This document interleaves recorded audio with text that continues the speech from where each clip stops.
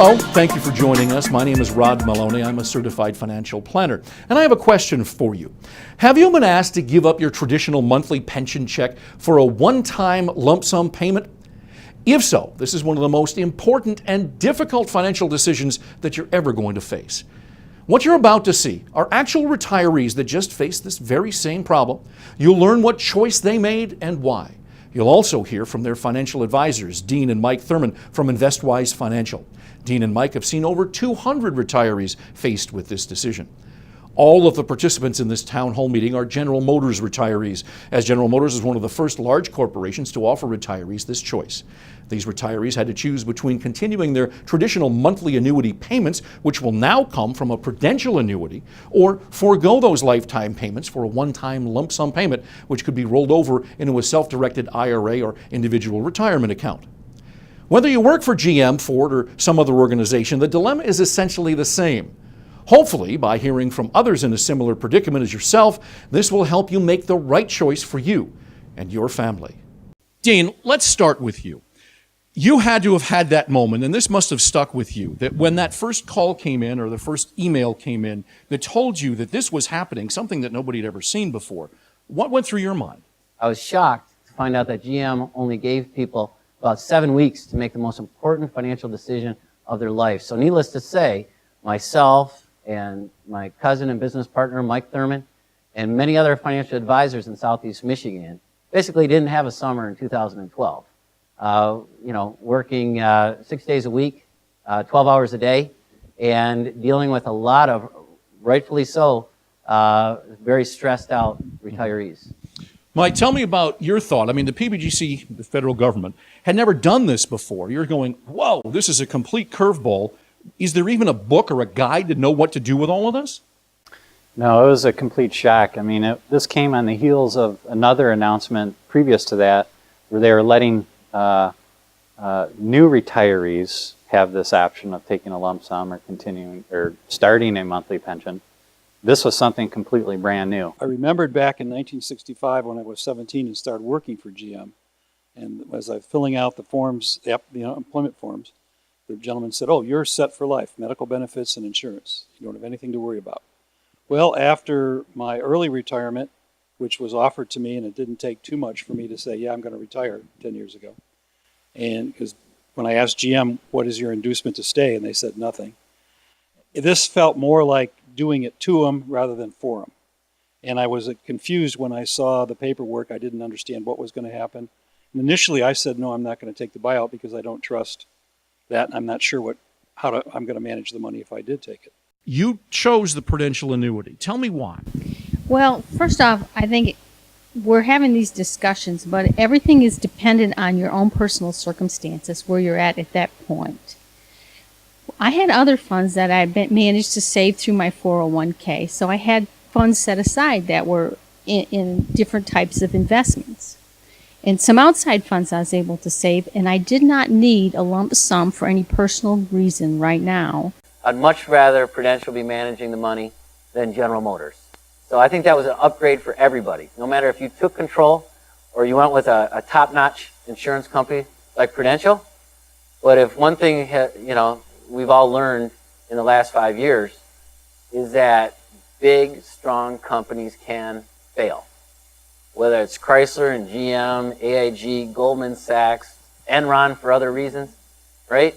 Certainly any of them that we spoke to, or any place you might invest your lump sum to, could also someday fail, although very unlikely they could fail. So it's nice to be able to have that opportunity to move from one company to another if you get an uneasy feeling about the place where your money currently is. Okay, David, tell me about your path through this process. Well, initially, I thought I would take the lump sum buyout. And then I talked with some other friends, GM retirees, and I decided I would take the annuity. And I flip-flopped back and forth several times. Finally, I made an appointment with Dean. And again, like people have said, it's based on your own individual situation. Is the proper math to take the lump sum and then divide it by the annual pension amount to get to break even? Is that the right math? That would only be true if the person wanted to take that lump sum and literally put it in their drawer in their desk at home and then pull out that monthly pension each month. But what they're not factoring in are potential dividends, interest, capital gains, and any growth that that asset could earn. So the break even might actually be quite a bit longer than when they originally did their math. Mm-hmm. It could also be shorter. If the investment earns a negative rate of return, which does happen, that money could actually run out sooner than they thought. So, When I joined General Motors, I was in the understanding that I had a life with them, and at that point, I felt like they were just letting me go. So this, I mean, in many ways, in your mind, these are promises that are broken. Very much so. It was anger, fear, and betrayal that we went through. But I will tell you this, you have to talk to each other.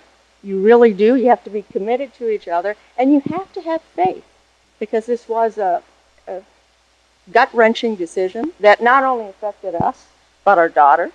How difficult an experience was this? It was very trying in the beginning. And my first reaction to this was, let's just take the money and invest it and go with it. Just don't want to, well, I just don't want to rely on an insurance company that we're not familiar with right now. So it was back and forth and back and forth. And pretty much it was between us. We did talk with other former GM employees at that time.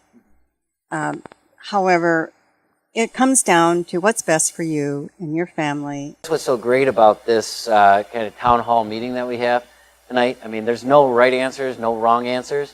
But what Mike and I saw from after being so experienced of seeing so many people is that what was one trigger for one couple was completely different, or almost the opposite for others. And we heard it here today about, you know, somebody said, well, GM did this to me.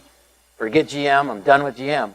And other people say, thank you, GM. You gave me the opportunity to have control over my, retirement destiny now. I looked at the opportunity of the lump sum as an opportunity to manage my own investments.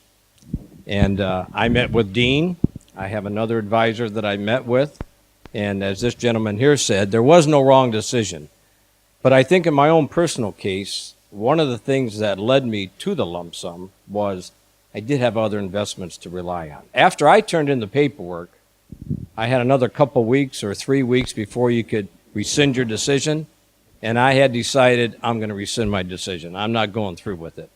And about a week before that time came up, I decided I'm going to go with the lump sum. Tell me, that's very stressful, what you're talking about there. Tell me about, because you're going back and forth. Should I, shouldn't I? Should I, shouldn't I? I'm out on a limb here. Somebody going to saw it off behind me. You must have spent more than a couple of nights sleeping. I did. In fact, my first thought was, am I going to lose sleep over managing my own investments? Can I sleep good at night versus taking the annuity? And I thought maybe I'm not going to sleep good. But the more time I had to think about it, I finally came to the conclusion I'm making the right decision and I'm not going to lose sleep over it. I think that was one of the myths or misconceptions, reading some of the comments in the newspaper and on some articles that were written on the subject.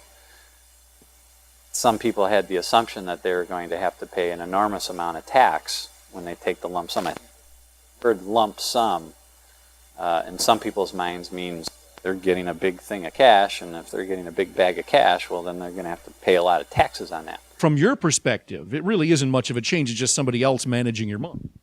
Well, that's not true, because I went the other way. I took the buyout. All right. Well, that's what I was asking. Your gut instinct was to go with the annuity, and now you change your mind. So tell me why you made that decision. Well, because two things. I wanted to make sure there was enough there for my wife, no reduction in cost, or I should say in payments. And I also wanted, if there's anything left for my kids, that's it. Why not my family getting this money rather than Prudential Insurance Company? But, the thing of it is that the hard part is, we have to have a good financial advisor to see if you can do it. You can't do it. Not everybody can do this. The life expectancy, the control, the beneficiary part of it, all real important, but nobody should even consider taking that lump sum unless the math works. And so for the no-brainer people that really should not take the lump sum are the people that are relying on every single dime of that pension income to come in. Because if you did take the lump sum in today's interest rate environments, you can't reproduce that same monthly amount from that lump sum from your ex-employer. You have to wait for interest rates to come back up, or you have to supplement with some of the other savings. So for the people that basically don't have much outside of their pension, we recommended all those folks, just stay with the Prudential. Dean explained that it's like we don't have to watch the stock market and pick Scots and anything like that. I had an uncle who loved it, more power to him, but not me.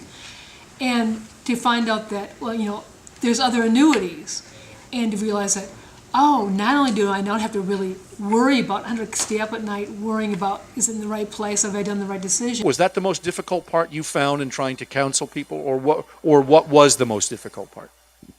In my opinion, from where I stood, that's the easiest part. I think the hardest part for everybody was the emotional aspect of it, and trying to evaluate mortality. Is this something I want to leave to my kids? What's inflation going to be like? It's a difficult decision. Laying out the math, showing them that they can replace their income is the first step, and it may be a big step for them in understanding if they even have it as an option. But then once they know if they have it as an option, then it's difficult. So who should consider taking the voluntary lump sum option? Well, those with other sources of retirement investments and income. Someone who's concerned about potential inflation and the erosion of their purchasing power. Retirees that have a trusted advisor or money manager. Individuals that want full control and access to their assets. Someone who would rather leave an unused portion of their lump sum or pension to their children instead of the pension provider or ex-employer. Those who have health issues or shorter life expectancy than average. And you're also wondering, who should consider staying with the regular monthly annuity payments? Well, those who need maximum safe income now. People who are not as concerned about leaving a legacy to heirs or charity. Individuals who understand that your fixed payments will not increase to keep up with inflation in the future. Those who don't wish to invest and control all of their own retirement income sources. Those with a longer life expectancy than average for both themselves and their spouses. Retirees who do not want to concern themselves with stock market or interest rate changes. Retirees who may view a lump sum as a large windfall and not manage their spending responsibly. If you're facing a similar pension decision, be sure to sit down with a trusted advisor like the advisors at InvestWise Financial. Not only will the advisors meet with individuals, these advisors are also available to speak to corporate and retiree groups. Visit them at www.investwisefinancial.com.